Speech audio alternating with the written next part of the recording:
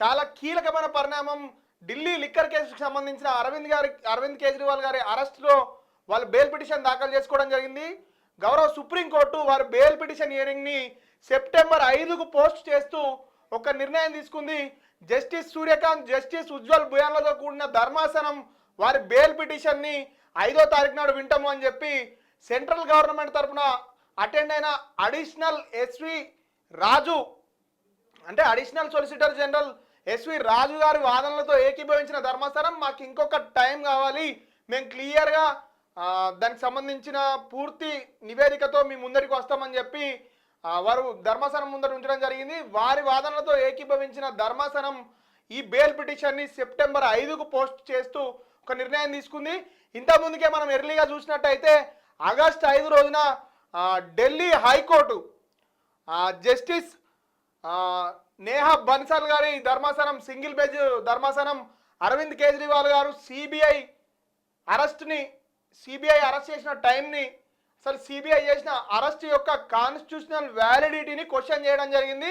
ఆ petition dismiss చేస్తే దాని మీద అప్పీల్ కోసము 2 జడ్జిలతో కూడిన ధర్మాసనం ముందరికి సుప్రీంకోర్టులో అరవింద్ కేజ్రీవాల్ గారు ఎస్ఎల్పి స్పెషల్ లీవ్ పిటిషన్ దాఖలు చేసుకోవడం జరిగింది. ఈ రోజున ఉదయమే ఆ బెంచ్ వాదనలు వినడం జరిగింది. వాదనలు విన్న తర్వాత వాళ్ళు ఈడీ తరపున సిబిఐ తరపున అరెస్ట్ అయిన వాళ్ళు ఇంతకుముందుకే జైల్లో ఉన్నారు. వాళ్ళ సంబంధించిన ఇంకా ఇవన్నీ కూడా సాక్ష్యాలని, ఆధారాలని అరవింద్ కేజ్రీవాల్ గారు మ్యానిపులేట్ చేయడం జరుగుతుంది. కేవలము సిబిఐకి సంబంధించిన కేసులో మాత్రమే అరవింద్ కేజ్రీవాల్ గారికి బెయిల్ రావాల్సి ఉన్నది. మిగతా ఈడీ పెట్టిన ఎఫ్ఐఆర్లో అరవింద్ కేజ్రీవాల్ గారు ఆల్రెడీ జూలై 12 రోజునే వాళ్ళు బెయిల్ సెక్యూర్ చేసుకున్నాడు. ఆ బెయిల్ మీద ఉన్నాడు. కానీ అభిషేక్ మను సింఘ్వి డాక్టర్ తను అరవింద్ కేజ్రీవాల్ గారి తరఫున బెయిల్కి పైరవీ చేస్తుండు సుప్రీంకోర్టులో. వారు చెప్పింది ఏంటంటే అసలు ఈ మొత్తం లిక్కర్ కేసు అనేదే లేదు, ఇదంతా ఒక బూటకము అని చెప్పి వాళ్ళ వాదనని కూడా బలంగా వినిపించి అప్పటి మాజీ ఎక్సైజ్ మంత్రి అయిన మనీష్ సిసోడా గారికి బెయిల్ తీసుకురావడం జరిగింది. అసలు వీళ్ళు ఎక్కడ కూడా బెయిల్ కోసం ప్రయత్నం చేయలేరు. వీళ్ళ అరెస్టులన్నింటినీ వీళ్ళు కాన్స్టిట్యూషనల్ వ్యాలిడిటీ ఆఫ్ ది అరెస్ట్నే ఛాలెంజ్ చేసిరు. అంటే మా అరెస్టు చట్ట విరుద్ధంగా జరిగింది, అసలు మమ్మల్ని ఆ కేసులలో అరెస్ట్ చేయడానికి ఎలాంటి కూడా సాక్ష్యం ఆధారం లేదు అని చెప్పి వీళ్ళు చేసిరు. అసలు ఈడీ చట్టంలో ఏమున్నదంటే ఈడీకి అల్టిమేట్ పవర్ ఉన్నది. ఈడీలో ఎవరైతే డైరెక్టర్గా ఉంటారో వారే ఈడీలో జడ్జి ర్యాంక్ ఆఫీసర్ ఉంటాడు. కాబట్టి ఈడీ నమోదు చేసే కేసులలో కానీ, ఈడీ నమోదు చేసే అరెస్టులలో కానీ చాలా ఎక్స్క్లూజివ్ పవర్ అనేది ఈడీకి ఉన్నది. ప్రజాస్వామ్యంలో ఎవరినైనా కానీ అరెస్ట్ చేయడానికి ముందు వారికి నోటీసులు ఇవ్వడము, చేయడము, ప్రయర్ నోటీస్ తర్వాత మనం ఇంతకుముందు చూసినట్టయితే సిబిఐ వర్సెస్ పి చిదంబరం కేసులో చాలా క్లియర్గా డిస్కస్ చేయడం జరిగింది. అరెస్ట్ అనేది ఎప్పుడు అవసరం, ఎందుకు అరెస్ట్ చేయాలి, ఒక పర్సన్ని అరెస్టు తప్పనిసరి పరిస్థితుల్లో చేయాలని చెప్పి హానరబుల్ సుప్రీంకోర్టు ఇప్పుడు కాదు దాదాపు 50 ఏళ్ళ కిందని చెప్పింది ఏంటంటే bail is the rule, jail is అనే ఎక్సెప్షన్. అంటే ప్రజాస్వామ్యము, నిర్బంధము ఒక దగ్గర ఉండలేవు అని చెప్పి చాలా క్లియర్గా, అంటే సుప్రీంకోర్టు తీర్పులో చెప్పింది ఏంటంటే democracy detention cannot be survive together. అంటే ప్రజాస్వామ్యము అంటే స్వేచ్ఛ, నిర్బంధము అంటే రాజరికము. నువ్వు ప్రజాస్వామ్యంలో ఏ వ్యక్తిని పడితే ఆ వ్యక్తిని నీ ఇష్టం వచ్చినట్టుగా నిర్బంధిస్తా అంటే నడవదని చెప్పి సుప్రీంకోర్టు చాలా జడ్జిమెంట్లో చెప్పింది. మొన్న మనీష్ సిసోడియాకి సంబంధించిన బెయిల్ పిటిషన్ హియరింగ్ జరిగేటప్పుడు కూడా అక్కడ ఆ కేసుని వింటున్న జడ్జిలు చెప్పింది ఏంటంటే ఎందుకు లోయర్ జ్యుడిషియరీ, ఎందుకు హైకోర్టు లెవెల్లో బెయిల్స్ అనేటివి డిసైడ్ చేయబడతలేవు. అక్కడ మనం చూసినట్టయితే ఇంతకుముందుకు రాన్స్ ఎవెన్యూ సిబిఐ స్పెషల్ కోర్టు, ఈడీకి సంబంధించిన కోర్టుకు సంబంధించిన జస్టిస్ హిమబిందు, ఈమెని దాని వెకేషన్ బెంచ్కి సంబంధించిన జడ్జిగా చూస్తే ఆమె ఏం చేసిందంటే అసలు ఈడీ వాదనలన్నింటినీ కొట్టిపడేసి అరవింద్ కేజ్రీవాల్కు సంచలన నిర్ణయం తీసుకుంది బెయిల్ గ్రాంట్ చేస్తూ. వెంటనే దాన్ని బెయిల్ పేపర్లు అప్లోడ్ కాక ముందుకే అడిషనల్ సొలిసిటర్ జనరల్ ఎస్వి రాజు గారు ఢిల్లీ హైకోర్టులో ఇంకా బెయిల్ ఆర్డరే అప్లోడ్ కాలేదు, లోయర్ కోర్టు ఇచ్చింది. వెంటనే అసలు బెయిల్ ఆర్డర్ లేకముందుకే హైకోర్టుకు పోయింది ఆయన. హైకోర్టుకు పోయి ఆ అరెస్టు లీగలే, అరెస్ట్కి సంబంధించిన మా వాదనలు ఇవి కూడా special vacation bench justice Himabindu గారు వినలేదు. మమ్మల్ని మా వాదనలు వినకుండానే అరవింద్ కేజ్రీవాల్కు వన్ సైడెడ్గా బెయిల్ గ్రాంట్ చేస్తుందని చెప్పి అక్కడ district judge Rouse Avenue Court district జడ్జితో ఒక సర్కులర్ ఇప్పించిర్రు. జస్టిస్ హిమబిందుకి ఎట్లాంటి కేసులు కూడా అసైన్ చేయకండి, జస్ట్ ఆమె వెకేషనల్ బెంచ్ జడ్జిగానే ఉంటుంది, అంతకు మించి ఆమెకి ఏ కేసులు కూడా చేయొద్దు అని చెప్పి ఆమె చేసిన వ్యాఖ్యలపైన కూడా ఒక ఇంటర్నల్ సర్కులర్ ఇచ్చిరని చెప్పి న్యాయ వ్యవస్థలో విపరీతమైన ప్రకంపనలు చెలరేగినాయి. ఎందుకంటే ఒక వెకేషన్ బెంచ్ చూస్తున్న ఆమెకు నిర్ణయం తీసుకునే అధికారం ఉన్నది. అసలు ఆమె ఒక జడ్జు, ఆమె చెప్పింది కూడా ఏంటంటే హైకోర్ట్స్ కానీ సుప్రీం కోర్ట్స్ కానీ బెయిల్స్ విషయంలో చాలా పర్టికులర్గా చెప్తున్నాయి. ఈ కేసులలో నాకు సంబంధించినంత వరకు ప్రైమ ఫేసి అంటే నేరం జరిగింది అన్నట్టు కనబడాలి పేపర్ల మీద అయినా సరే. ప్రైమ ఫేసి లేని కేసులలో కూడా నేను బెయిల్ డినై చేయలేను, I'm going to grant bail అని చెప్పి ఒక యంగ్ జడ్జు బెయిల్ ఇచ్చింది. బెయిల్ ఇచ్చిన కాంట్రవర్సీ సుప్రీంకోర్టు దాకా పోయింది. సుప్రీంకోర్టు కూడా చెప్పింది 100% బెయిల్ ఇచ్చే అధికారం లోయర్ జ్యుడిషియరీకి ఉన్నది. 100% లోయర్ జడ్జిలు ఎవరు కూడా భయపడని అవసరం లేదు, ఎంత క్రిటికల్ కేసులైనా ఎవరినైనా కానీ ఇవ్వాలని చెప్పింది. ఇట్లాంటి విషయాన్ని కోర్టు చేస్తూనే మనీష్ సిసోడియాకి సంబంధించిన బెయిల్ పిటిషన్ ఆర్గ్యుమెంట్లలో వాళ్ళ వాదనలు వినిపించారు. ఆయనకు బెయిల్ వచ్చేసింది. అరవింద్ కేజ్రీవాల్ గారికి కూడా ఈడీ అరెస్టులలో section 45 of prevention money laundering యాక్ట్ని ఓవర్ రూల్ చేస్తూ గౌరవ సుప్రీంకోర్టు ఆయనకు కూడా బెయిల్ మంజూరు చేసింది. ఇలా చాలా కీలకమైన పరిణామాలు జరుగుతున్నాయి. ఈ దేశంలో ఏదైనా ఒక కీలకమైన జడ్జిమెంట్ రావాలంటే అది ఒక ధనికునికి మాత్రమే, అంటే ఒక పెద్ద వ్యక్తికి మాత్రమే వస్తాయి.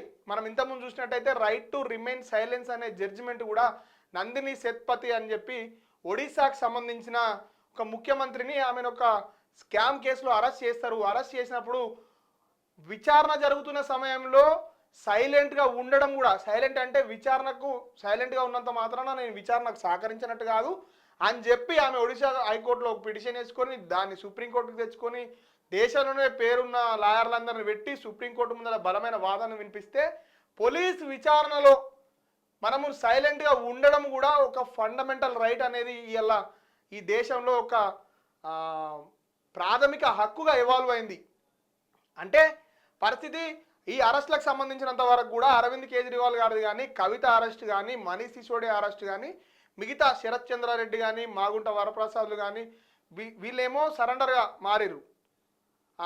వీళ్ళ అరెస్టులను అన్నింటినీ కూడా కాన్స్టిట్యూషనల్ వ్యాలిడిటీని వీళ్ళు క్వశ్చన్ చేస్తున్నారు.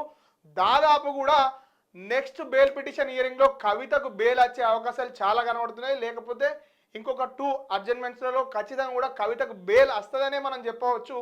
ఎందుకంటే దాంట్లో A1గా ఉన్న వ్యక్తికి వచ్చేసింది, A2గా ఉన్న వ్యక్తికి వచ్చేసింది. ఈ రోజున డాక్టర్ అభిషేక్ మను సింఘ్వి ఎవరైతే అరవింద్ కేజ్రీవాల్ కోసం సుప్రీంకోర్టులో బెయిల్ పైరవీ చేస్తుండో, ఆయననే ఢిల్లీ హైకోర్టులో చేసిండు, ఢిల్లీ లోయర్ కోర్టులలో చేసిండు.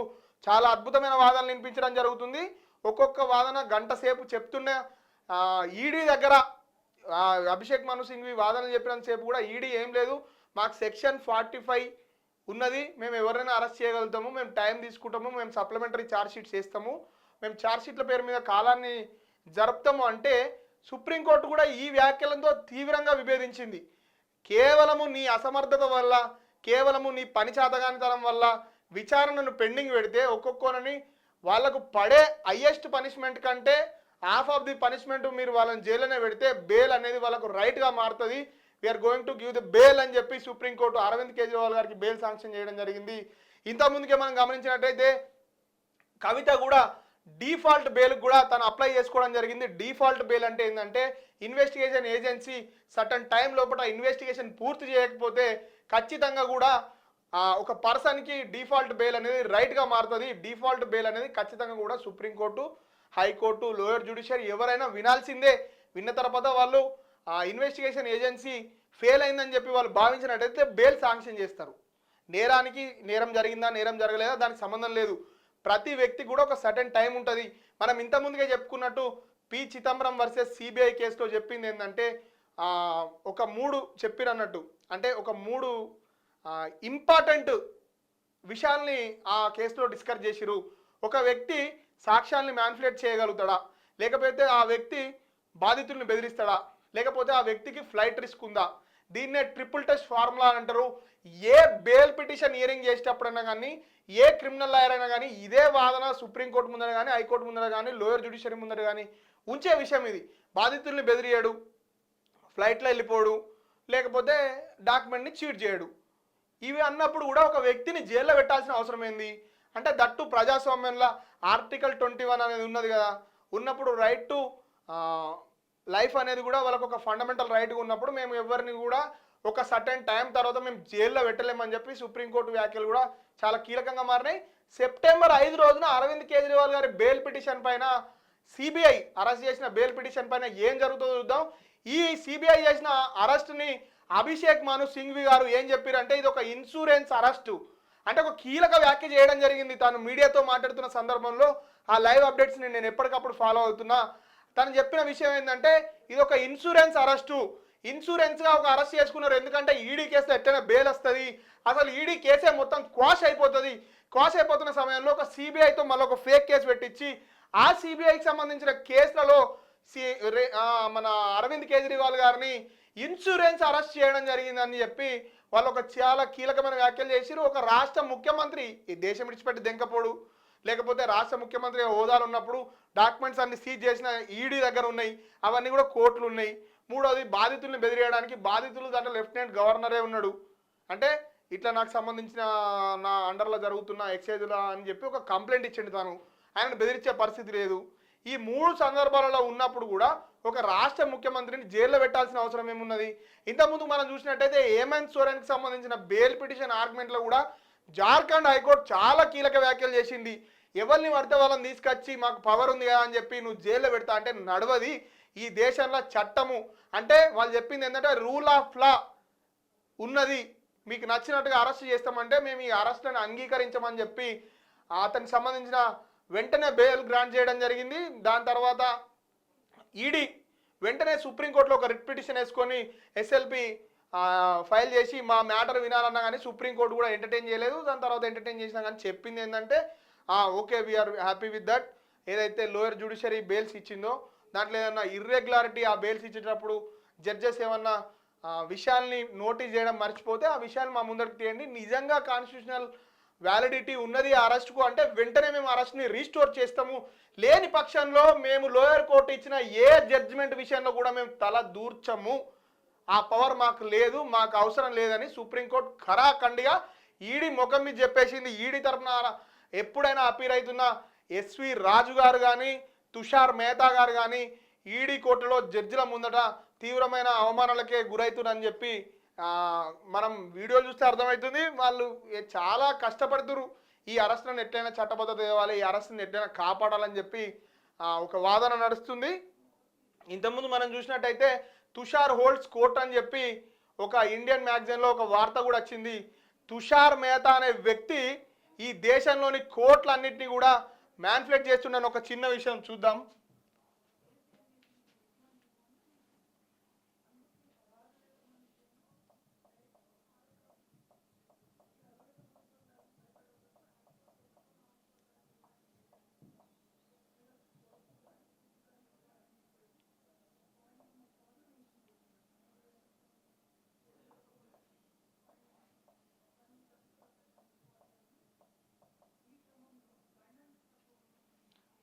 गणेश भाई सर्च ఎట్లా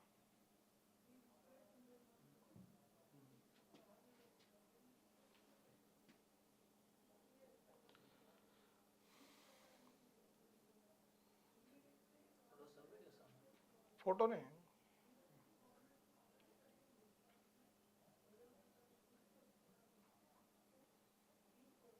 మనం గమనించినట్టయితే తానే తుషార్ మెహతా దేశానికి సంబంధించినంత వరకు అటార్నీ జనరల్గా ఉన్న ఏ వ్యక్తి కూడా అసలు ఏ కోర్టులో కూడా నాకైతే కనబడ్డట్టు అనిపిస్తలేదు.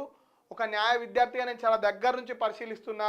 తుషార్ మెహతా గారు మాత్రమే ప్రతి కేసులలో అపీర్ అయ్యి సెంట్రల్ గవర్నమెంట్ని కాపాడడానికి ప్రయత్నం చేస్తుండు. ఇతను ఇంతకుముందుకు గుజరాత్ రైట్స్ కేసులో కూడా నరేంద్ర మోడీ గారికి పర్సనల్ లాయర్గా కూడా వ్యవహరించడం జరిగింది. ఇది మ్యాగజైన్ సెంట్రల్ కోర్ట్ని తుషార్ హోల్డ్స్ కోర్ట్ అని చెప్పి ఒక కార్బన్ సంచలన మ్యాగజైన్ కూడా సెప్టెంబర్లో మన అక్టోబర్ 2020లో రిలీజ్ చేయడం జరిగింది. వీళ్ళందరూ కలిసి రాజ్యాంగబద్ధమైన ఇన్స్టిట్యూషన్స్ అన్నిటిని కూడా మెల్లమెల్లగా ఖతం పట్టిస్తున్నారు అనేది వీళ్ళ మీద ఉన్న ప్రధానమైన ఆరోపణ. సొలిసిటర్ జనరల్ అనే పదవికి కాన్స్టిట్యూషనల్ వ్యాలిడిటీ కూడా ఉండదు, కానీ ఆ వ్యక్తిని పెట్టి అరవింద్ కేజ్రీవాల్ గారి బెయిల్ రాకుండా అడ్డుకోవడము, కవిత గారికి బెయిల్ రాకుండా అడ్డుకోవడము, అభిషేక్ మను సింఘ్వి సుప్రీంకోర్టులో ఎవరైతే సీనియర్ ఉన్నారో ఆయన చేసిన ఆరోపణలు ఇవన్నీ కూడా మనం గమనించవచ్చు. ఇప్పటి వరకు ఉన్న లైవ్ అప్డేట్స్ అరవింద్ కేజ్రీవాల్కి సంబంధించిన బెయిల్వి చూస్తూనే ఉండండి. మన తొలి వెలుగు మరిన్ని కీలక అప్డేట్స్ కోసం.